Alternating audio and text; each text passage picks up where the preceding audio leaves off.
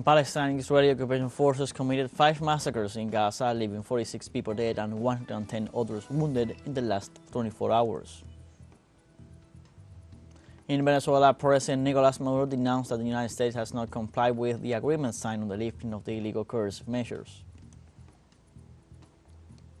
And in Brazil, President Luis Inácio Lula da Silva launched the People's Land Program for thousands of farming families. Hello, welcome to From the South. I'm Luis Alberto Matos from the teleSUR studios in Havana, Cuba. We begin with the news.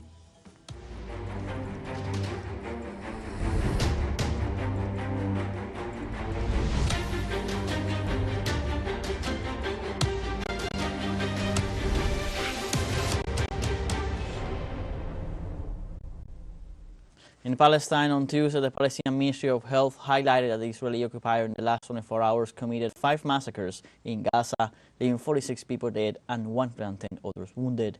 In this sense, the report added that the Israeli troops attacked a mosque in the city of Jabalia, which left several people dead, while several vehicles of the occupation army also entered the city of Beit Hanun, where they surrounded a schoolhouse in displaced persons in the city and opened fire on them.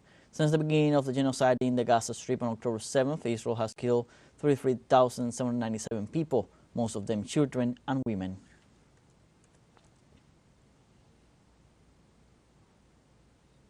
Israeli occupation troops fired on hundreds of Palestinians moving from Rafah, north of Gaza.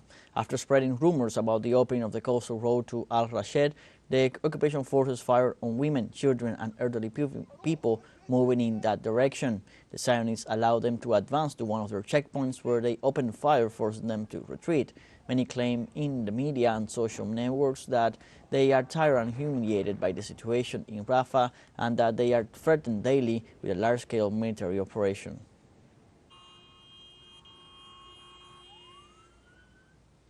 In Palestine, more than 700,000 civilians face a health crisis due to environmental pollution that has reached unprecedented levels in northern Gaza.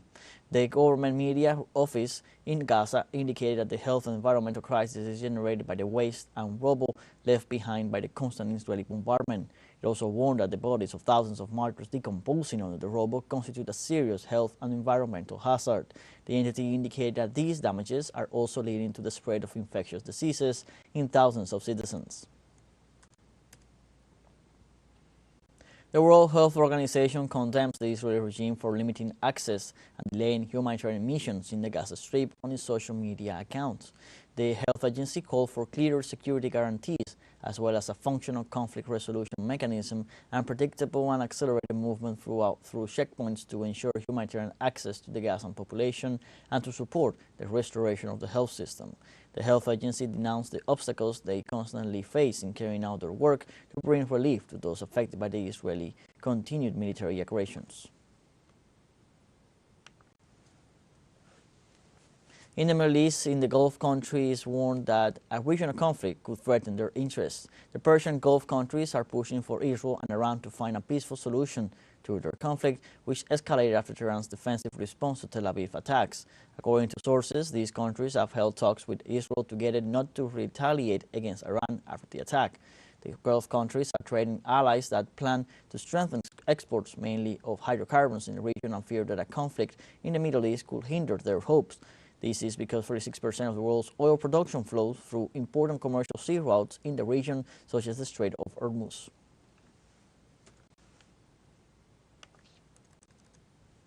The Supreme National Security Council of Iran reiterated on Monday that any aggression by the Zionist occupier will be met with a strategy 10 times greater than that of April 14th. The Iranian entity affirmed that the Operation True Promise is a legal and legitimate action protected by the United Nations Charter. The Iranian Revolutionary Guard Corps also pointed out that it informed several countries and governments, including the United States, well in advance. This version was confirmed by officials from the Pentagon and the Turkish Foreign Ministry, who acted as mediators between Washington and Tehran. Reiterating that the operation was successful, Iran reaffirmed its readiness for any scenario that might arise. The Caribbean community CARICOM insisted Monday on avoiding destabilization in the Middle East and protecting world peace in the face of worsening conflicts with Iran's response to Israel's bombing of the consulate in Syria. An official statement from the Council of Foreign Relations of the bloc regretted the latest events in that area, called for urgent action by the international community, and emphasized the consequences of military incursions for the security of the entire world. CARICOM demanded the immediate cessation of hostilities between Iran and Israel and requested both parties to refrain from taking further steps to exacerbate tensions and to adhere to dialogue to solve differences. It also called to work for the end of the conflict and bring humanitarian assistance to the victims.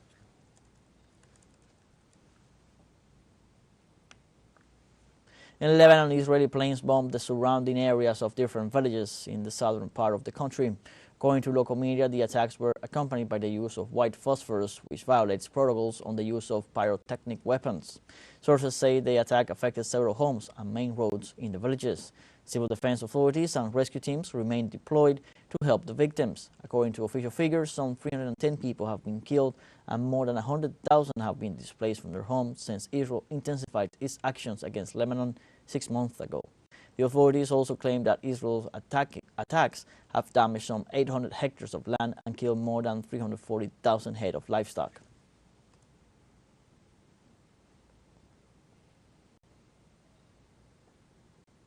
Lebanon's Prime Minister Najib Mikati warned the international community that the actions of the Israeli regime are dragging the region into a war. Mikati pointed out that Beirut denounces every attack it suffers at the hands of the Tel Aviv regime without receiving any response from the United Nations Security Council. In addition, the Prime Minister of Lebanon denounced that Israel attacked the diplomatic headquarters of Iran in Syria without receiving the condemnation of the international community. In this sense, he called to stop the escalation in the region, the threat of war, and military retaliation in all its forms, while advocating the two-state solution, one Palestinian, the other Israeli, as a solution to the conflict in Gaza. Let's take a short break, but remember you can join us on TikTok at teleSUR English, where you will find news in different formats, news updates, and much more. Other stories coming up, stay with us.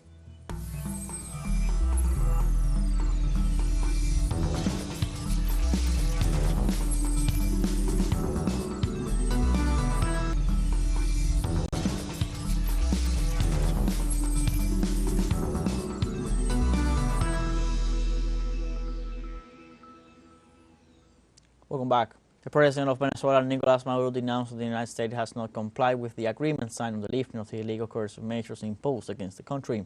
During his program with Maduro Mas, the Venezuelan head of state stressed that the White House has not respected the signed documents despite the 9 private meetings held between the authorities of both countries, 6 of which have taken place in Qatar and 3 in Milan. At the same time, he denounced that the United States requested that the talks be of a reserved and private nature, but have leaked information to different media. Finally, Maduro emphasized that by now, the U.S. government should have lifted all sanctions against Venezuela according to the agreements reached.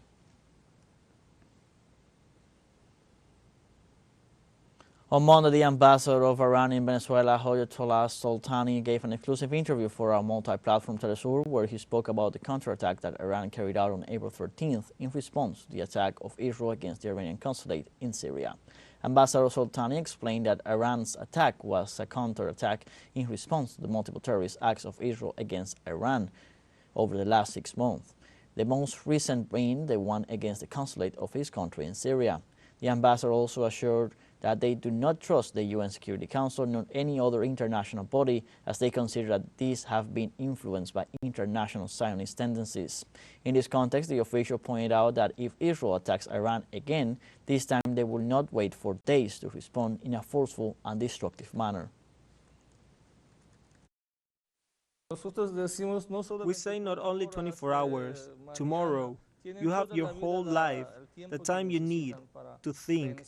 But this time, you have to think twice, because Iran has clarified, has declared, and has given the alert that if Israel invades Iran again, this time Iran is not going to wait 13 days. It is not going to wait 13 hours either. We are talking, or we will be talking about minutes and seconds, that Iran is going to give another forceful and destructive response to the Israelis. In Brazil, as part of the National Agrarian Reform Program, President Luis Inácio Lula da Silva launched the People's Land Program on Monday for thousands of farming families. During the ceremony, the president declared that the objective of this program is to broaden and speed up access to land, a right provided for in the Constitution, as well as to promote the resolution of agrarian conflicts and increase food production. The government strategy with this new program is to organize various ways of obtaining and allocating land over the next few years until 2026. The program aims to benefit approximately 295,000 farming families, of which 74,000 will be settled. Pope Francis has expressed his support to the farmers of the community of San Juan Bautista de Catacaos in the north of Peru. In a message broadcast by the Archbishop of Lima, the pontiff called on farmers to defend their land and prevent dispossession. Part of its communication was directed to the blessing he gave in honor of them, to whom he asked to continue their struggle. This support is Francis' response to the denunciations presented by the farmers last year at the Vatican. There, they explained that the companies associated with the group Sodalicium Christianae Vitae had tried to evict them from their land. The members of the farmer community of Piura, I know what happened to you. Defend the land, don't let it be stolen. Thank you for what you are doing. I pray for you from here, and I am close to you, and I gladly give you my blessing. God bless the Father, the Son, and the Holy Spirit. Amen. And please do not forget to pray for me. Courage and go ahead. Grenada's Prime Minister called for vital transformations in international finances so that smaller nations may be able to better face the devastating effects of climate change. We suffer. So when we talk about climate justice, this is a situation where the damage is in many cases monstrous. It sets our countries back, oftentimes by the decades, because we are made to borrow, oftentimes to rebuild. And we are borrowing on non-favorable terms in many instances. So the need to ensure that those who have in fact created the situation, as a matter of justice, compensate those who suffer and ameliorate the impact on us is something that is absolutely critical. And although it is a long and difficult fight, it is a fight for our very existence. So it is something that we are duty-bound to do. We certainly need to work closer. I think those of us who are impacted by this issue, it's now a global issue, and I think the developed world is finally starting to pay attention to the fact that they too are not immune from the ravages of climate change. The problem is they are richer, far richer, and so they are able to cope and recover much faster than island states are able to. So it's absolutely vital that in fact the financing arrangements of the world are amended to reflect the reality that small island states face. During the special interview for teleSUR, the Prime Minister of Grenada expressed his nation's solidarity and that of CARICOM with the Cuban government and people in rejection of the U.S. blockade. You know, and we talk a lot about democracy, we talk about respecting the sovereignty of nations, and so we cannot, in a situation where simply because the political system is different, where people have exercised their own choice, accept that it is right for another nation to impose an embargo or economic blockade against them. If we accepted that, it would mean the law of the jungle, that the powerful will always take advantage of the smaller or the weaker. But I think Cuba has shown its resistance. CARICOM and Grenada stands in complete solidarity with the government and people of Cuba on this issue. We have a fun short break coming up, but before we invite you to join our WhatsApp community for our English-speaking audience. You can scan the QR code on screen to join directly and share the link to reach more people. Constant news coverage of Latin America and the Caribbean as well as the rest of the world. Stay connected and informed with teleSUR. Fun short break, don't go away.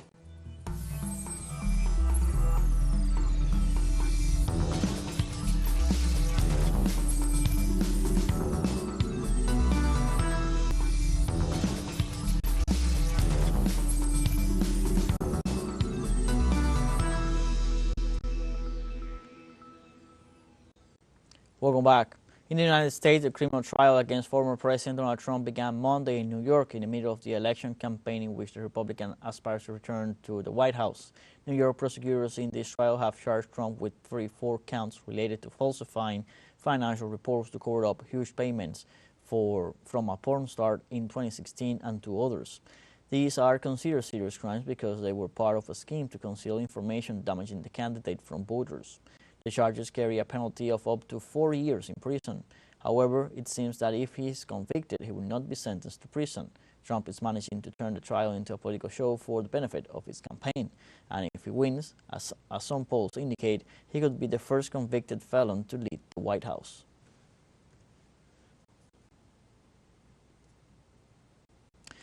Former U.S. President Donald Trump made some statements to reporters outside the courtroom ahead of his landmark New York criminal trial.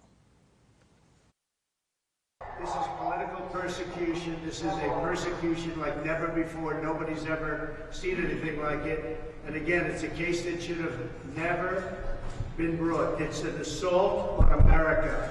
Before, there's never been anything like it. Every legal scholar said this case is nonsense. It should never have been brought. It doesn't deserve anything like this.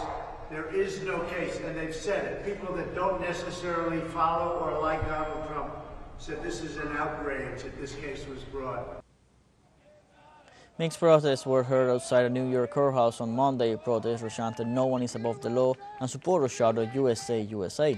This is the first criminal trial of a former U.S. president and the first of 4 indictments against Trump.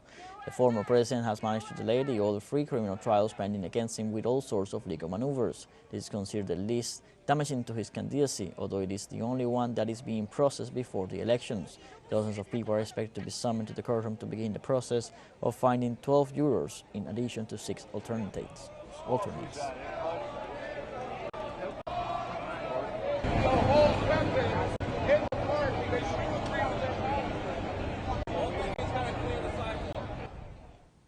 Moving on to other news, on Monday, the war in Sudan reaches its first year. The conflict between the army and paramilitary forces has left over 15,000 deaths and 25 million people dependent on humanitarian aid. After several months of tensions between the rapid support forces and the army for the vacant power after the coup of 2019, heavy fighting broke out, and today there are 10 million displaced people. Humanitarian organizations have also denounced massacres committed in Darfur, more than 19 million children without schools, and an increase in the number and violence of sexual crimes, including those committed against children. Despite international efforts, peace in that North African nation does not look like a possibility in the short term.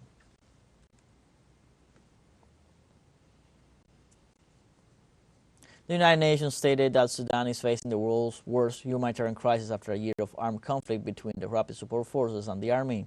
According to the latest UN reports, the conflict has left almost 15,000 people dead, at least 8 million civilians displaced, and 25 million Sudanese in urgent need of humanitarian aid.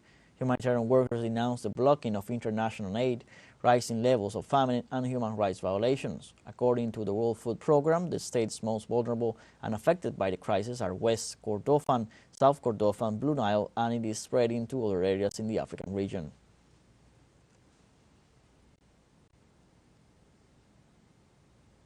In this context, UN Secretary General Antonio Guterres called for support to the Sudanese in their efforts to emerge from the conflict and to urgently increase humanitarian aid.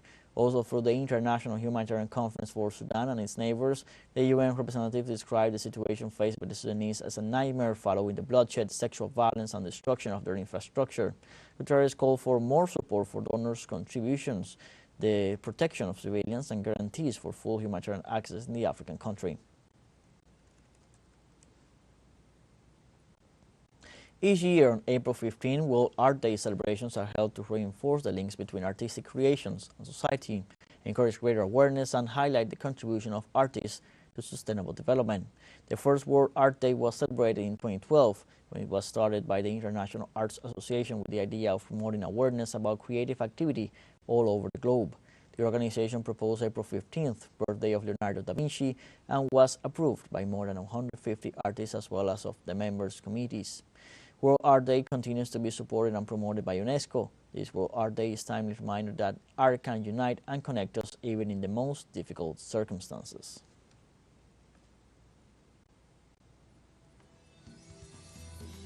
We have come to the end of this news brief. You can find these and many other stories on our website at telesurenglish.net. Also join us on social media, Facebook, X, Instagram, Telegram, and TikTok. For TeleSUR English, I'm Luis Alberto Matos. Thank you for watching.